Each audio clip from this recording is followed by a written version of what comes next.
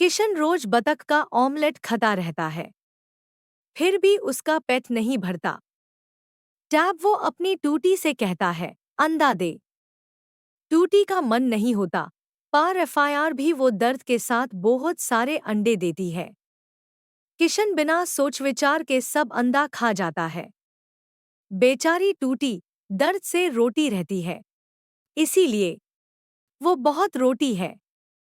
अगर आपको भी टूटी के लिए दुख हो रहा है तो चैनल को जरूर सब्सक्राइब करें।